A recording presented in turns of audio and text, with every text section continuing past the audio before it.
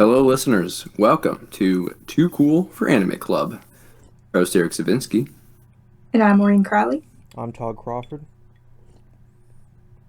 In this episode, as a sequel to our last discussion on Avatar The Last Airbender, we will be discussing, mostly Maureen and I, The Legend of Korra, sequel animated series, and Todd will be getting spoiled very heavily and seeing if we can get him more into these animated shows. So, Yeah, sorry, Todd.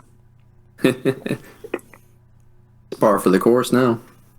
Yeah, so Korra takes place, I think, like 70 years after like the events of Avatar, and it sort of follows Avatar Korra, the most recent reincarnation of the Avatar, of course, as she tries to maintain balance with a modernizing world while battling like the political and spiritual unrest that has been slowly coming with modernization. And like Avatar, it's really good at pushing boundaries in youth entertainment. Like this time, it's talking a lot about themes of like social unrest, terrorism, like gender, sexual orientation, and a lot of other topics that weren't commonly discussed in youth fiction at the time.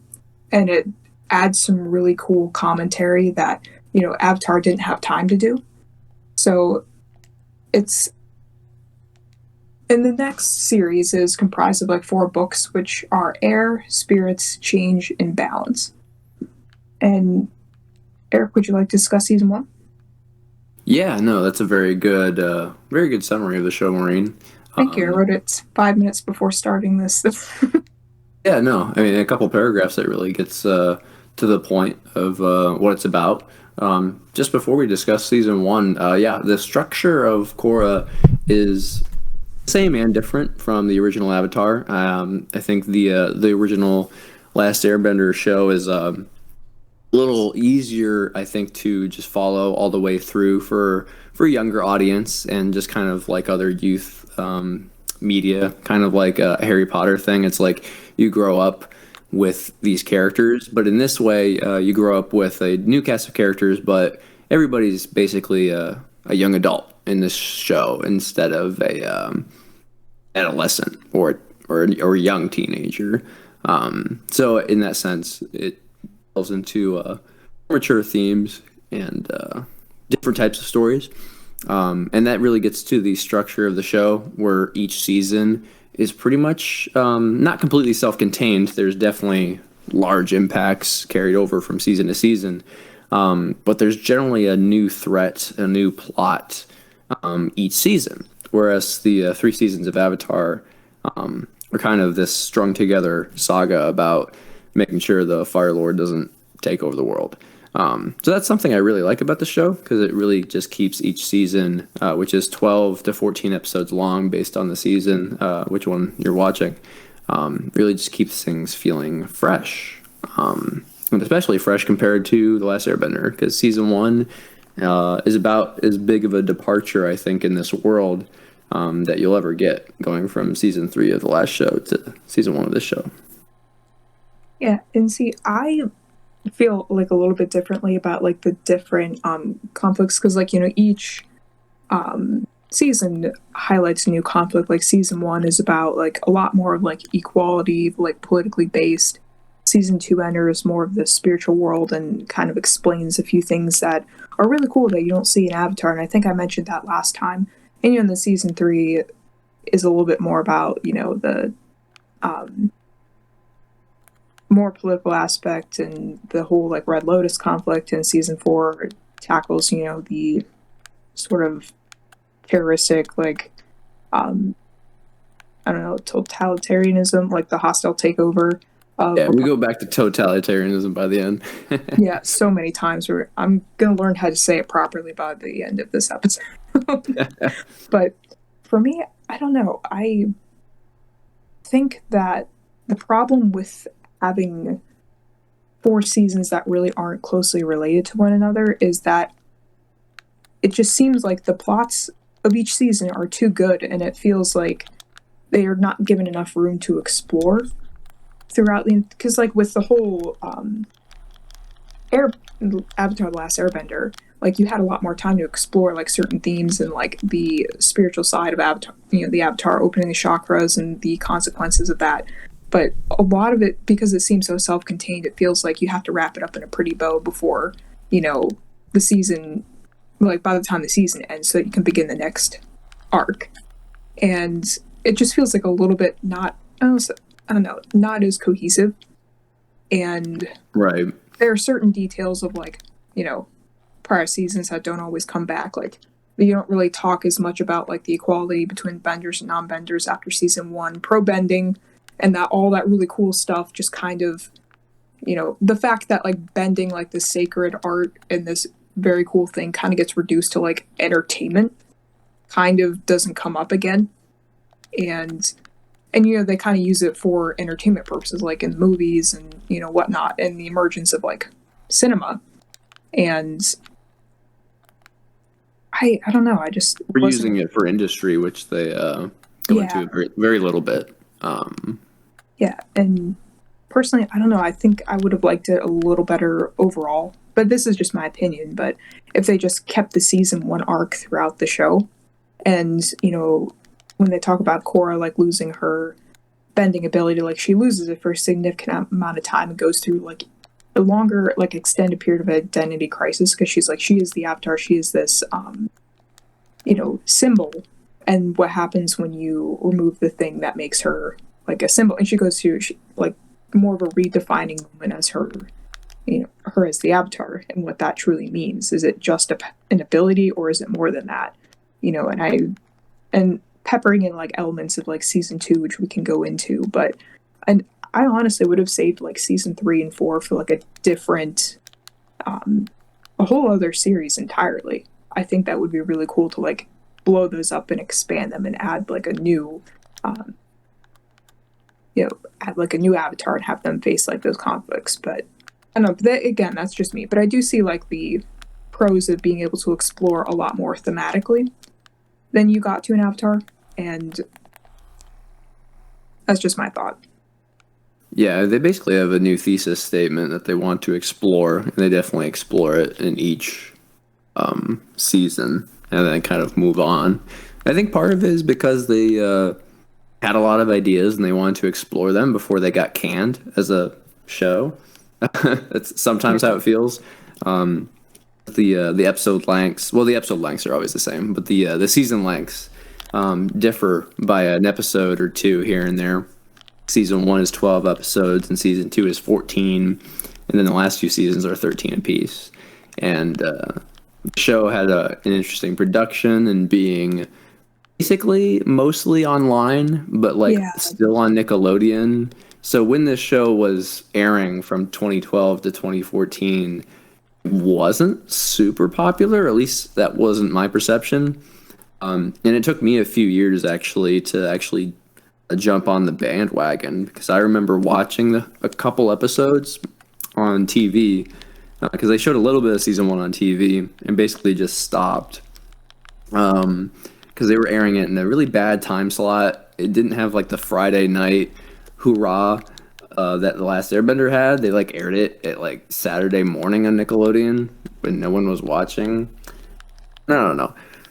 It was too. I think it was really just kind of crossed the line of being too mature and complex of a show to be on Nickelodeon, because I think Nickelodeon was kind of getting dumber with most of its content at the time. right. This show was like, going higher, so the lines were not intersecting at all. It didn't really hit its excitement with fans, I think, until later, when it was getting bootlegged on other websites. That's how I first watched it, was on some crappy pirated website. And then I loved the show, and I was like, this is just as good as Avatar. So I bought the whole physical set. And then now it's on Netflix along with Avatar. So I feel like it's just so much more accessible and hopefully more celebrated now. And now the creators of Avatar have like their own production company and will hopefully be making more content in this world on Paramount Plus, apparently, which is really just a huge leap and bound advancement from the Korra days, because this show is very high quality production, but it also just kind of got shafted in certain ways for a while. Yeah, I agree. I don't think it was treated entirely fairly, but I can see what it was up against. Like you said, with Nickelodeon pretty much dumbing it down. I mean, my gosh, look at like SpongeBob nowadays.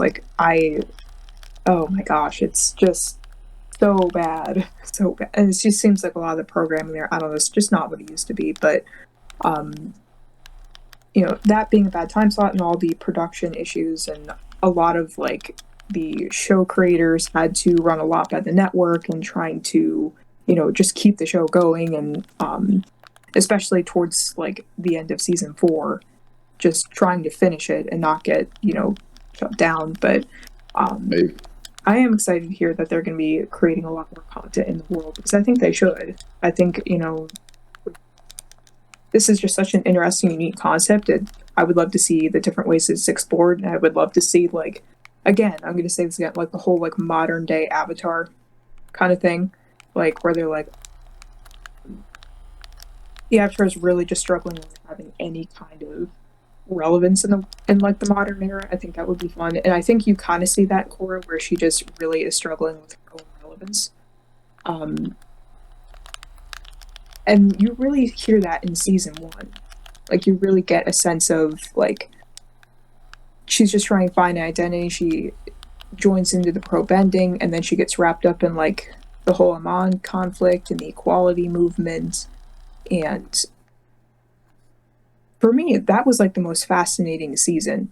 Like seeing the Avatar going through like a very, very mini like identity crisis about, being like losing her abilities and then just being really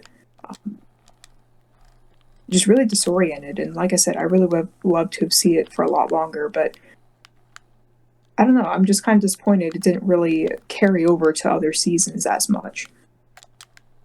Yeah, I mean, you're not alone. I think my brother's favorite season is also season 1 of the show. And so I actually hear that that's a more popular favorite season than I had ever thought. For me, it's actually my least favorite season. I Well, think it's still really strong and amazing, but I personally am more of a fan of the ideas that they explore later in the show. But I do think that they could have done maybe a better job of like stringing the motifs of equality, along through the other seasons, but maybe not making it the primary conflict. I really enjoy about this show, and there's actually a video that's featured from my channel, but on the this channel page as well, going over the different philosophies of each of the main villains of Korra, because each season has its own villain, and they each have kind of redeemable qualities and ideals that kind of get perverted too far. They're really just extreme ideals, the way yeah, that they use them. And Amana is a really great first example. The idea of equality is very important in a world where, enders basically just kind of control world history. I mean, I just finished. There are 2 canon Kyoshi novels, and I just finished reading the 2 of them. And something that really strikes me throughout reading those is that there are hardly any characters that are important that are non-benders, right? Because they just don't really have the power to impact the world when it's not fully modern, up to like our world standards for the past 100 years. But in Korra, that starts to change. People who are not benders can invent new technologies and start to kind of level the playing field, which is really the most interesting idea that I think this first season explores. You see like the positive ideas of that. Like Asami is very much the Sokka in this show, in the sense that she's part of the main group, but she doesn't have any bending abilities, but her ingenuity and creativity kind of gets around that. But then, going into spoilers for, halfway through the season, her dad and these other villains are obviously trying to pervert the quest for equality for their own selfish reasons, which I think is very interesting. And then you find out that this person who's protesting to be this spiritual man who just has this magic power to take away people's bending, is actually a waterbender and he's bloodbending, which I thought was a pretty cool reveal. Yeah, that was like probably like my favorite part of the season was the reveal. And I don't know, I just like I said, I just really like the different themes of equality and going back to like Asami and everything, like she has this kind of creativity and this kind of resourcefulness, and it doesn't she gives off like mad Sokka vibes because she, doesn't let that hold her back. And I love that about her character. Whereas like I'm just losing my train of thought, but like when you get into like season 2 and you sort of develop like this whole like idea of diving further into the spiritual world, you kind of see like you get more into like the spiritual unrest side. Like the first 2 seasons highlight a lot of the unrest in the world, and I think a lot of it, is brought on by the modernizing of the world. And you kind of see like the sort of hostility between the spirit world and the present world we have, and I think that's fascinating. That, and it really wasn't explored as much in Avatar, and I think that's probably like one of my favorite parts of the show as a whole. Like season 1 and season 2, I would say are pretty solid in that regard. So the only real gripe I have about season 2 is like my favorite thing, but also my unfavorite thing. Weirdly, Right. weird simultaneously is like I like how they explain all of this, like explain like the sort of myth of the first Avatar and the whole like Rava and Batu, yeah, Batu conflict, but it's hard because like you're explaining the magic and killing the magic, but at the same time the magic is interesting, and it's like, you sort of fall into this pattern of the magic trick is fascinating, but once you start to explain the different maneuvers in the trick, it sort of kills the magic, but yet it still equally is interesting, but just in a different way. So it's just something I kind of struggle with, where I'm like, was this a good decision or was it not? Either way, I still enjoy it, but what are your thoughts? Right. I feel like this show is really for people who really were into all the details of The Last Airbender, because the bloodblending episode is like basically one episode. I think it comes back into like a second episode in season 3. So basically a couple episodes in the third season of Last Airbender, kind of deal with bloodbending, but then it's then expanded upon into like a very major part of the plot for like a whole season. And then the spirit world stuff definitely pops in here and there in The Last Airbender, but it's usually like, a pinch here, a pinch there, and it's not really a driving force of like an entire arc of several episodes. It's So like I as think, it relates to the plot. Sorry.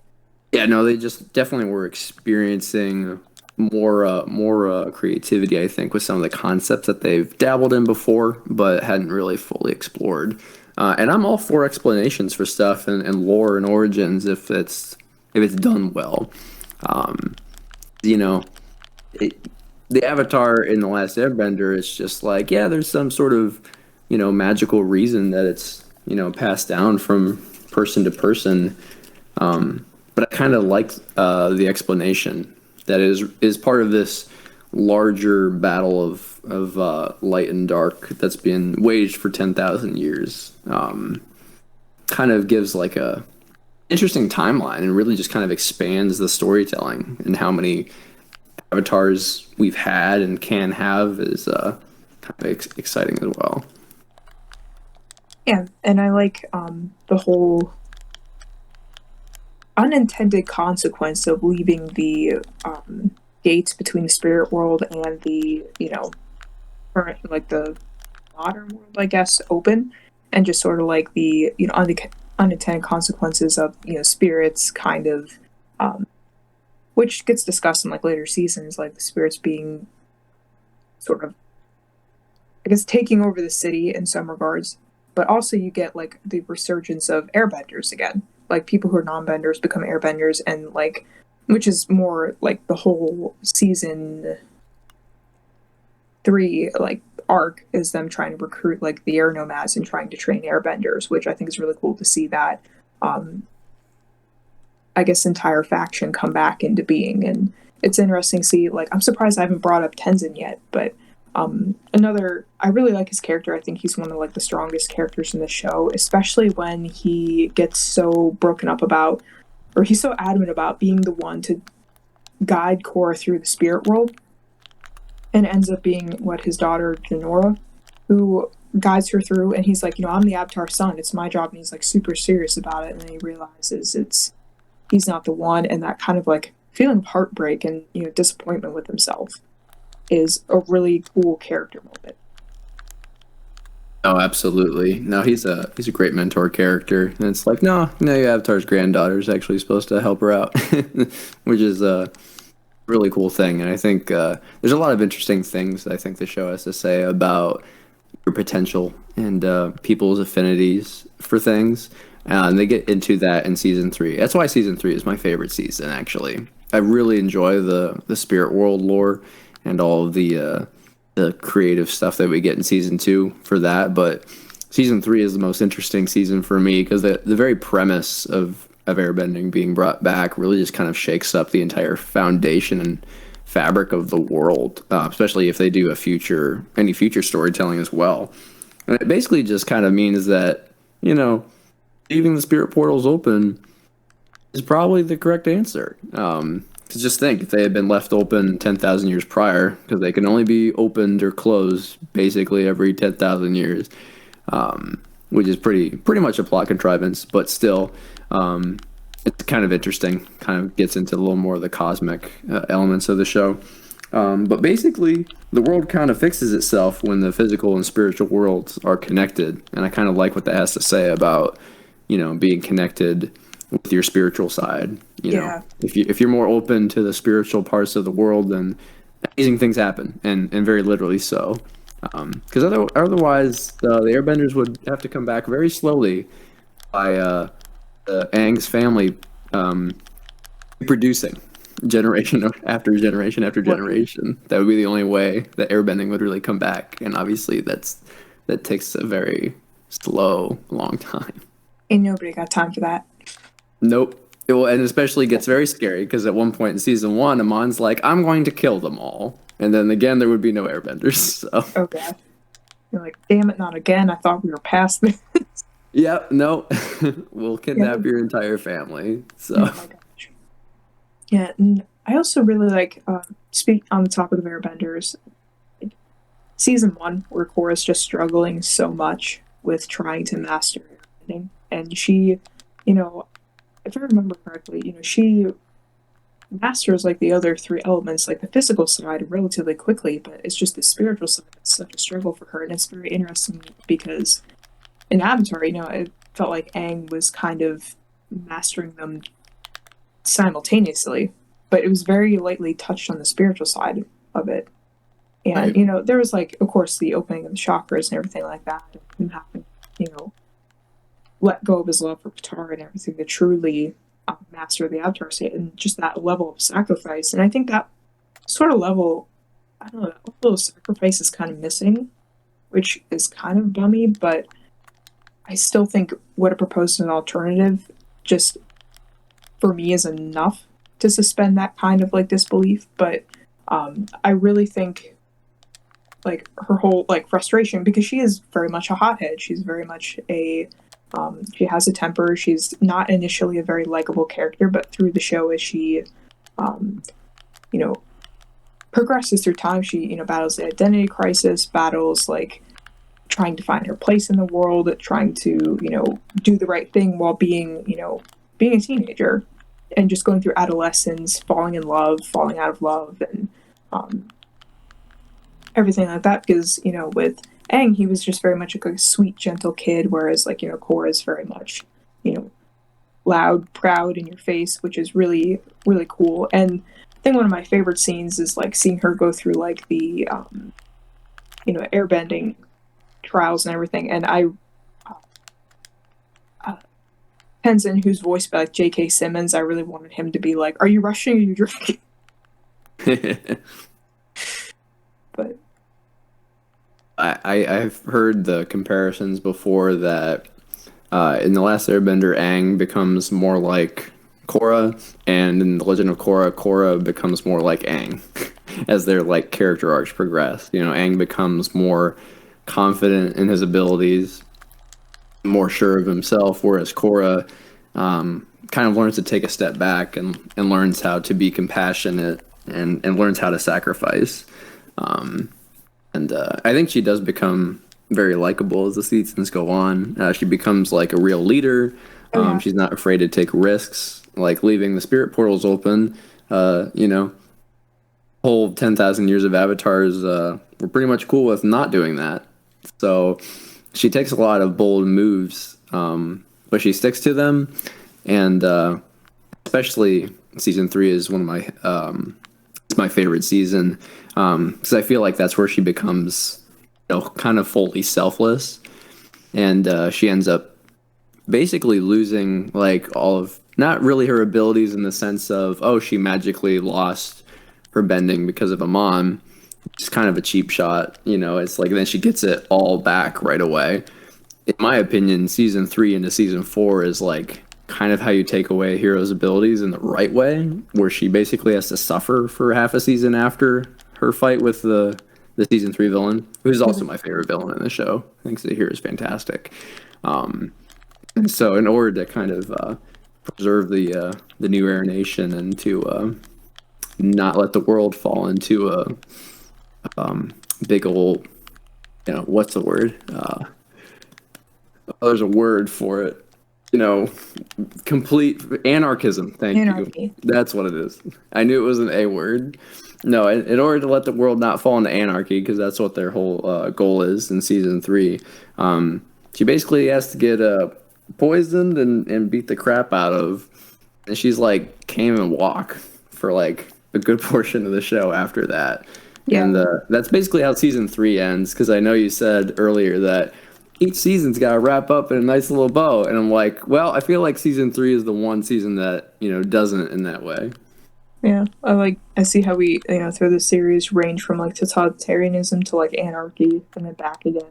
And it just stirs around in a pot. Exactly. I feel like season three and four, you know, I think seasons one and two are pretty connected. And I think seasons like three and four are pretty connected because they kind of like ebb and flow to very different villains and their ideals.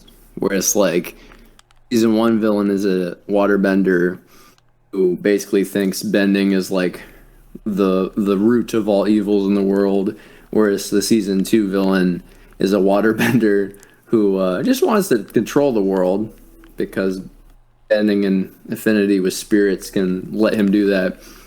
And then the season three villain's like anarchy, and the season four villain is like dictatorship, communism. Like world domination arcs. Yeah, I mean, they do world domination arcs in a very different way, all in one show. Yeah. So, circling back to what you mentioned earlier, like if it were you as the avatar, do you think it would be harder, like, you know, emotionally, spiritually, because, you know, and as a person, would it be harder to start off like Aang and become Korra, or start off as Korra and become Aang? Oof, I don't know. I feel like typically in life, you know, when you're older, and then you have to have the humility to like reflect on yourself and change and relearn, kind of just more difficult for human beings to do. So I'm inclined to say, like, because they're both up against world-ending shit. So I mean, they're pretty even Steven there. But in terms of like character arcs, I feel like Aang's character arc is a kind of a more realistic kind of coming of age. Like his learning the elements is really just kind of a coming of age story, where Korra's is too in a way, but I think it's more of like a okay, we know you're, you know, perfect at 90% of Avatar stuff. You just kind of have to take a step back and really evaluate yourself to really nail that last 10%, basically. Yeah, and I think with Aang's arc, a lot of it is like a loss of innocence and having to grow up very quickly. And I think that in itself is an interesting challenge because, like, towards the end of the series, he literally is being faced with having to kill a guy, Yes. and that's like his only option. It's like being 12 years old and being told you have to murder a man to restore peace to the world is like some heavy stuff. Well, not But to mention a couple episodes in the first season, coming to grips with, oh, your family and your people were genocided, by the and they all way. die. Yeah. Yeah, and you're like the last one, and that kind of pressure of just being the last of your, the last of your people, and just dealing with the grief. Like, yeah, I know they were talking in Avatar. His in one of his chakras, I think the air chakra is like blocked by grief, and Yeah. it's just very heavy. But I also think it'd be very hard to be, in Korra's position where you start off as very confident, and you just get hit by so many hard conflicts, and you basically have severe trauma and loss of a like physical ability, like just the ability to walk for a while, to learn. You get knocked down a few pegs, and you have to learn humility and looking back, and having to deal with things that you regret, and um, the whole wondering if the things you did were right. I'm like, that has to be really hard. But because for me personally, I think between the two, like either way, it's hard in different Yeah. ways. But I do think Korra in some ways would be way harder. Well, Like I think part of the reasons Korra's journey is hard is because kind of this expectation that Aang is such a legend that the world should have righted itself and everyone loves Aang and remembers him fondly is like there shouldn't be problems with the world anymore. And right, that's a theme with the Avatar series in general. Just reading the two Kyoshi novels and seeing the avatars before Kyoshi, Yang Chen and Kuruk. Basically, all the avatars keep doing things mostly inadvertently that cause grief and suffering for their next life. And that Roku definitely did that for Aang. There's a whole 2 episodes where he's basically apologizing and explaining that shit. And Aang basically does for Korra, and it's like it's not really on purpose, but especially in season 1, where Aang he has to perform his get rid of bending maneuver on one other guy. And that definitely comes back to bite Korra in the ass later too. So oh, that's another thing that the Avatar, just world in general, I think does very well. It's like the world is every Avatar, at least that we've seen, has good intentions and wants to change things for the better. But that doesn't mean the next life is exempt from suffering for the sins of their past life. right. It's like a lot of compounding of unintended consequences. Like even if they are like quote unquote good things that happen. Like for instance, Korra keeping the spirit everything open. Like there's unintended consequences to that. There are some good things like the return of the air, to some bad things like the whole like Sahir can airbend now, and he kind of Yeah, uses that for no good. Then you kind of have like parts of the modern world and not being happy with the sort of encroachment on the spirit world into their world, and the I don't know. There's just a lack of reverence for the spirit world. Like the more and more modern the world gets, and I think that's something that Korra touches on lightly. But I don't know. I think they touch on it like just enough. But to me, that really likes that arc, really like wants to see it more. But considering like all the ground the series had to cover, I'm like it is good enough. But I think again, that arc will get explored more in the future too, because it's going to be kind of hard to ignore such an arc when like Republic City is like a giant spirit portal now, and by the end of the show, and so it's going to be pretty hard for any like future sequels or anything to like kind of ignore that spiritual element. Korra's kind of forcing people to accept it more and more. There are little bits, I think, throughout seasons 3 and 4 where people are mostly pissed, but then some people are like, "Yay, We get to like the the Air Nation's super thrilled about it. Like Tenzin's kids can like lure people through the spirit wilds in the middle of the city and little things like that, which Yeah. again sometimes leads to other bad shit happening. Um, I think stuff like that, there might be full expeditions into the spirit world now, since it's like you don't have to go to the North Pole or the South Pole to like get to it now. Yeah. And that is super fun. I can't wait to see more of that and, more Iroh time because he got such Oh yes. nice little slot in Korra and it made my heart happy because I'm like, I love him so much.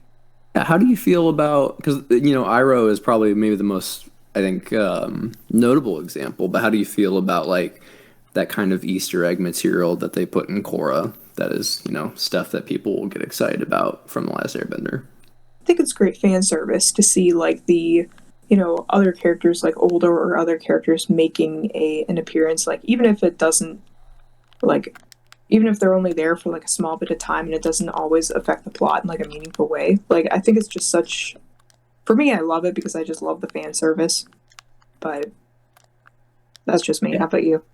I agree. I think there are some properties. I think usually the bigger the property, the more delicate I think fan service is. Because like I'm a huge Star Wars fan, for example, and I love the Disney era of Star Wars, but I don't always think that like Easter eggs are done super well because sometimes they just feel like they're there for the sake of it, right?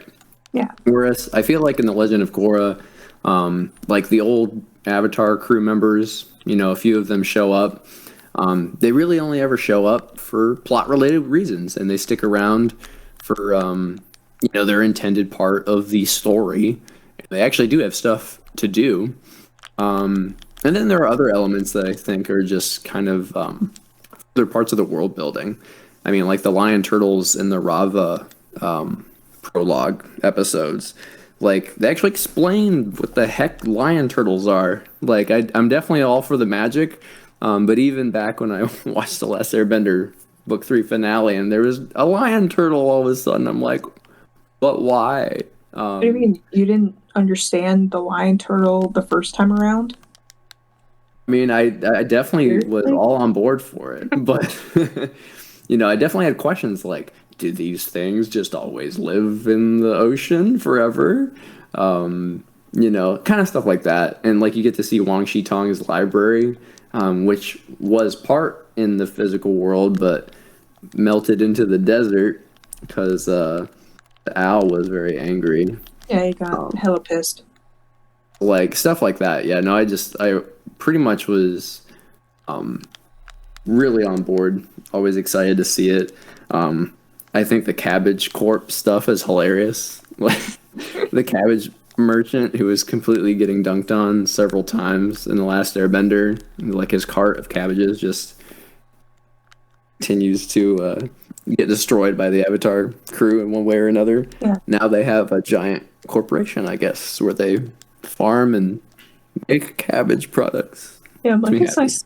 It's comforting to know some things never change. It is. It is. Well, and apparently the Avatar crew in the last Airbender did not destroy that business in the end, so that's good. Yeah, it's persistence. Exactly. Yeah, there's a moral there somewhere. Yeah. I know there's a lesson to be had. Yes. Um, so as far as like season 4 goes, like with the whole like mega spirit weapon and you know, world domination arc, I guess what are your thoughts on season 4? I like season four a lot. I think Kuvera is a very strong villain. They definitely do some like freaking Power Ranger stuff in this season. Like, I think my brother really just couldn't stop laughing when they end up building a giant mech at the end of the show, which I think is awesome, but also kind of I really don't know what else you would do because I feel like the season three villain fight really was kind of the closest we would get to like an Aang versus Ozai. So you already got those vibes. So having a giant spirit weapon laser, I was accepting of it. Um, I think what they do with the main conflict between Korra and Kuvira and showing how they're kind of foils of each other was pretty interesting. Because basically, Korra is kind of growing into a new person, a more laid back, kind of reflective version of herself, where she's moved past her trauma. Whereas Kuvira has not moved past that character's trauma and is very much trying to control the world to kind of get over herself. That's shown very beautifully, I think, by the end of the series, where even though she just tried to blow up the entire city, Korra still dives in to save her. And that act of sacrifice is what creates that last spirit portal. I think the major beats of the season are very strong. There's a little bit more downtime, I think, in this season in comparison to the others. But I think that's also pretty worthwhile because it actually shows how Korra has to like spend half a season getting over herself and moving past her trauma, which I think was definitely, like I said, kind of the more right way to do the season one thing, where they like took away her bending abilities, but this time they just straight up took away like her physical abilities. Like she sucks. She like gets the crap beat out of her, and is kind of too scared to do certain things. So I think they did that well. You really just kind of have to tear your hero down after how epic season 3 was. Yeah, and I really like that about season 4 as well. How they just kind of, you know, I would say like push her down, like tear her down a little bit, but really the whole tearing down of the hero. But I don't know. I'm not too crazy about the whole like conflict of like mega spirit weapon destroy city, and that's kind of it. And trying to conquer Republic City and taking over the world arc. But I don't know. I just wasn't crazy about it as a whole. I'm like, I feel like, again, this is just me like really diving back into season 1 roots and just trying to pepper in bits of season 2, like that whole like spiritual unrest and trying like the state of the spirit world and the modern world, like they just go head to head. They really severely headbutt, and there's like the facing with the decision of like, was opening the spirit world like to the modern world really the right thing, and really just exploring that a little more and sort of implementing like Kuvira into like using the spirit weapons against the spirit world and trying to put them back, quote unquote, back into their place. I think that would be a really fun, I don't want to say like fun, but I get that would be a really interesting theme to explore. But I don't know, like it. Yeah, it's almost like I think the motivation is kind of like a pre-season 1 motivation, because I think the implication is that some people in the Earth Kingdom are basically pissed that Aang kind of decided with some of his friends and compatriots that okay, this chunk of Earth nation is now Republic City. Would you get some backstory behind that and some of the graphic novels and things of that nature? What they say, it's like how they get like the entire army on board. It's like, we're just reclaiming what was the Earth Kingdom and we're gonna make it whole again, which I think is an interesting idea. But it's not super explored. Like Yeah. I would like to know more about the actual decision that Aang made, like at one point, to be like, this is Republic City, because there's some Avatar graphic novels that are canon. They go into like, okay, there are some factories here and they're starting to like build industry. This is very obviously the future Republic City, but they're like still kids at that point, so it's not like official. So like I feel like there's like a very understandable like villain motivation there. It's like, okay, of course the dictator would think that they have to like reconquer that.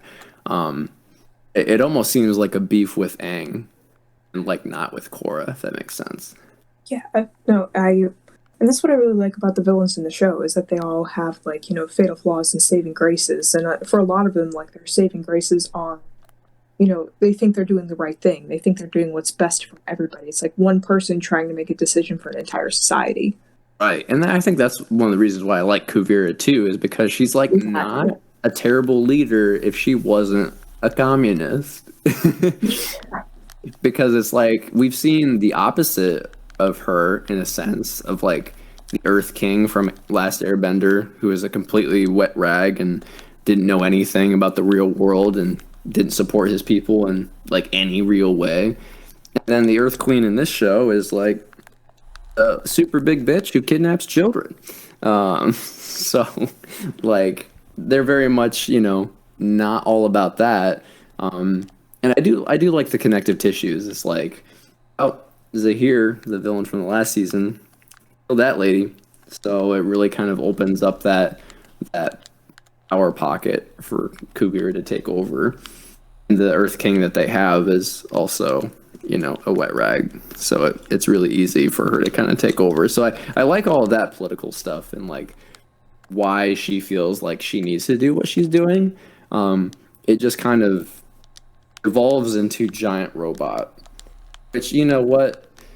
Usually, giant mech kaiju stuff has some political stuff in there somewhere. So it works for me, but I understand why it doesn't work for everybody. Yeah, I don't know, I think it's kind of fun having like the kind of Power Ranger. It made me feel a little nostalgic. I was a Power Rangers Ninja Storm kid growing up, Do but like the final battle though, and how they basically, um, Toph's two daughters and the two brothers who we haven't talked about at all, Mako and Bolin. yeah, I'm surprised. I know they're awesome, but yeah, they're never usually like a driving force behind the main plot. I like how two brothers, two sisters in the Avatar are like the final force that take that mech down. I mean, I think they really kind of choreograph it like a good Star Wars fight where every character is doing something different and everybody has to do their job in order to like bring down the big bad. I'm always a sucker for stuff like that. Yeah, no, that's always fun. It's like that whole like good and evil, force of good and evil. That I don't know. It's a really enjoyable, I guess, it's a form of storytelling. But Yeah, I like it when the villain is so bad and so tough that you basically need like all 5 or 10 or however many heroes to like bring it down. you gotta call all your friends, like phone a friend, then phone their It's the friend. power of friendship. Basically, what it comes down to. So I'm a sucker for stuff like that. Yes. Overall, I really love the Legend of Korra just because it is really just kind of a idea exploring show, and I do agree that and maybe some of the seasons just could have been longer in a perfect world, and maybe that was even desired on behalf of the creators. It's hard to say. They I think they do a good job for if they needed to explore all of these ideas, they actually explore them in a 52 episode show, whereas Last Airbender is 61 episodes. So it's like the show is 9 episodes shorter. It covers an insane amount of ground. Like there is no filler in Korra. I will say that it is. Oh, for sure. I mean, well, actually, okay, I kind of lied. I feel like the Bolin becoming a movie star is kind of filler in season 2, but for the most part, there's not filler in Korra. Also, it's fun enough that like you're willing to go along with it because for me, I kind of tie it into like the, with like pro bending being like this lack of reverence for the art of bending. Like they kind of use like Bolin for his like bending ability kind of for movies and then kind of using like I could see that opening up like sort of the use and abuse of bending in film for like commercial gain because that's where it's sort of going in like the modern Right. society. It's like where do benders fit, especially as non-benders are becoming more and more mobile. Or I would say mobile, but more and more I guess Versatile. independent. Yeah, like they don't rely on like the bending. Like you don't have to be a bender to make an impact on the world. And Right. as far as like Korra overall, like growing up when Korra first came out, I think around like 2012-ish, right? That's when it started airing. Yeah, that's when it started. Like I remember seeing it on like Nickelodeon and everything like that. And then eventually I had seen a few episodes here and there, but then it just kind of popped off like TV and I guess it was on they said it was available for online somewhere, but I just never really got into it after that. But I remember liking what I saw, but I never really watched it all the way through till like last year. Like, go figure when it hits Netflix and everything, and everybody's like super excited about it. And I remember not being as like when I watched it through, not being as in love with it as I was with Avatar, and I think that's okay. I think it's okay because I had a lot more of an emotional connection to Avatar, but I think if you're trying to compare the two, like either one of them will come up short. And I hear from a lot of people they say like it really depends on which one you watch first. Because if you watch like Korra first, you're gonna, it would probably take more issue with Avatar and vice versa. And I think that's really interesting in and of itself. But I almost think that the showrunners kind of expect that, but they just really play into it.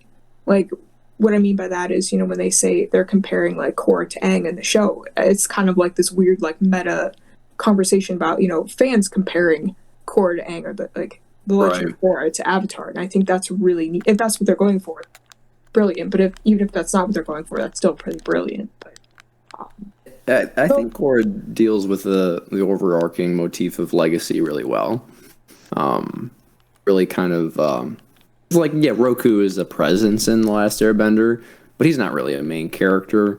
Whereas Aang, we know him from an entire TV show. It really kind of contextualizes Korra's journey the entire way through, and I really think you should watch the shows in order, in my opinion, because you kind of contextualize Korra's struggles and her journey in the lens of her wanting to live up to Aang, who saved the world. And a lot of avatars, probably save the world, but like in a very visceral way. Aang saved the world from destruction, and it kind of ushered in like this new modern era. So I think that kind of pressure that is constantly on the main character's shoulders in a sequel show really is kind of like a way you can understand that character. I mean, so I would watch them, Last Airbender and Korra, and I think they are different enough that you know, like if you like one over the other, could completely agree with both opinions because they're both very high quality shows.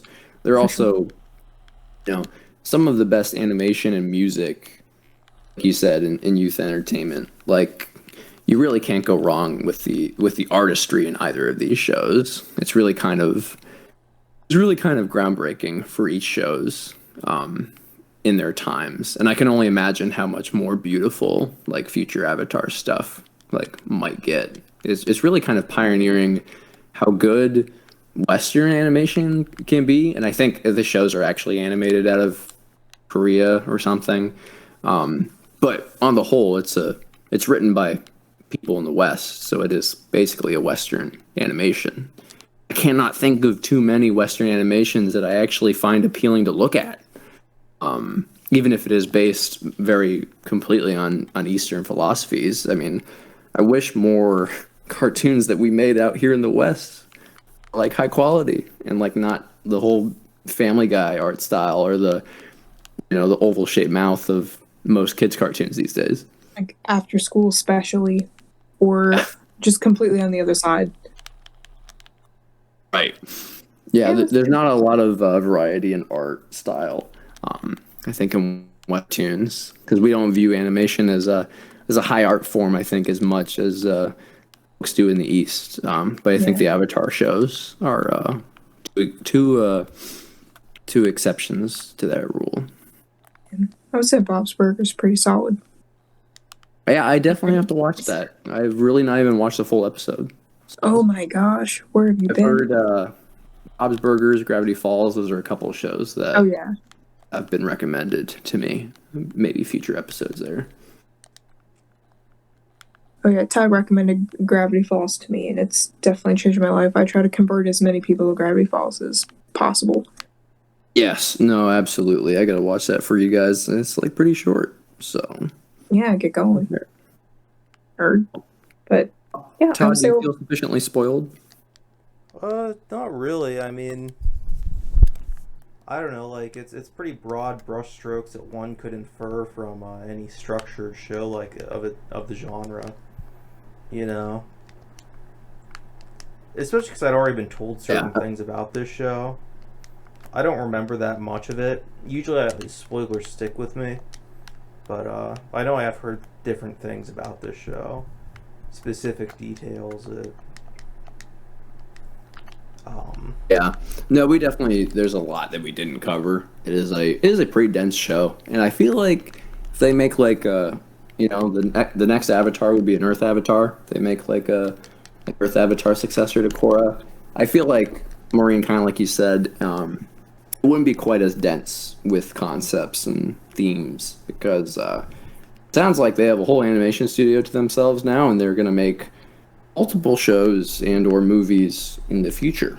So might get a lot of freedom and kind of flexibility with like how this world continues to expand in the future, which I think is really exciting. Yes, I would love to see it like grow and grow and grow and have so much like additional canon material and just like become this amazing, beautiful thing. Like I know it can be, and I'm very excited to see, everything that's gonna come now following, especially with the resurgence popularity of Avatar and Korra, and I really would love to see them continue to like push the boundaries for like, youth entertainment and just discuss these themes because I think it's like the one thing I will say that both shows do amazingly is that they treat these bigger concepts with such respect. And I think that's like something that's missing in a lot of like other entertainment today. Like sometimes they use it jokingly or as a punchline without actually wholeheartedly and very empathetically addressing it. And it's just Right. everyone's so human. Oh yeah, I think they respect their audiences in that way too. I think Yeah. so. I think cartoons in general, animation aimed at children, just kind of there are some exceptions, but I think like on the average, it's like going down in intellectual quality. So if we can get more shows like this, the same world or even not, they might end up making some new franchises out of their studio. I think that's something that we can probably count on. But yeah, Avatar is just there aren't many things that I think do world building better than Avatar. It's not overwhelming and scary to the point of like Middle Earth or Harry Potter, Like Game of but it's Thrones. also I think there's enough material there that really just kind of has very very much new interesting elements. Every time there's something new introduced, like there are 8 graphic novels, 6 for Avatar and 2 for Korra, and they all expand the universe further outward. And the 2 Kyoshi novels, they are insanely good. I mean, we probably won't like take a whole podcast to talk about them, but the Rise and Shadow of Kyoshi, we basically got like an Earth Avatar show in young adult book format. So I really got to shout those out because they are incredible. Oh yeah, no, I'm excited to check those out and get more into I guess more of the written material. And I'm excited again. I'm just really excited to see what they come up with because this is already like a really cool universe, and I don't know. I'm just very excited to explore the magic of it. Absolutely. So Couldn't Todd, agree more. so Todd, have we convinced you to watch any of this yet? How are we No. doing? I'm still content not to. I mean, if I do, I do, but I'm not like rushing out. But like, I've heard so Right. much about the shows over so many years. Like, I don't know what you could say that would, you know what I mean? I've heard almost everything there is to hear about it just by virtue of being around generationally through, like Game of Thrones. There's nothing anybody could tell me that would make me Right. want to see that show. I've already know every fucking plot point, and and that's kind of like Avatar. Like, I would give Avatar a chance. Like, I have nothing against it, but the opportunity's been there for me to watch a show for over 10 years.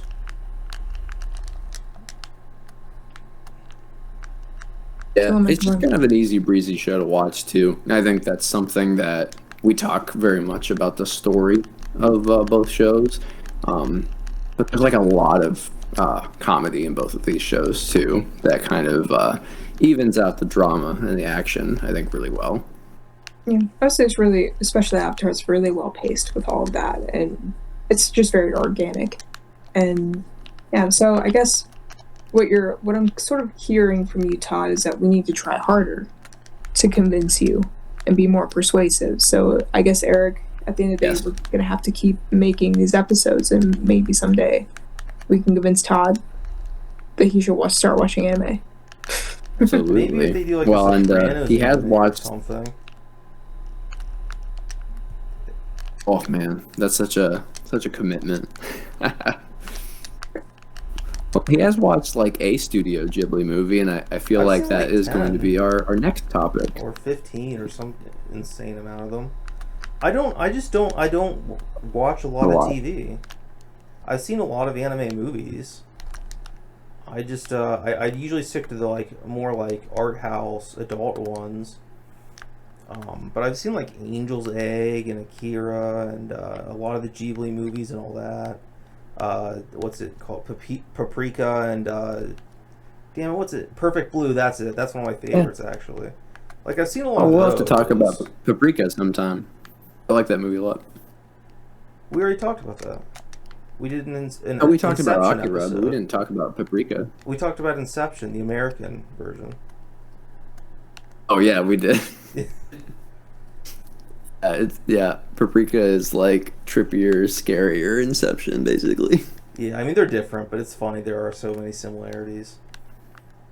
There are.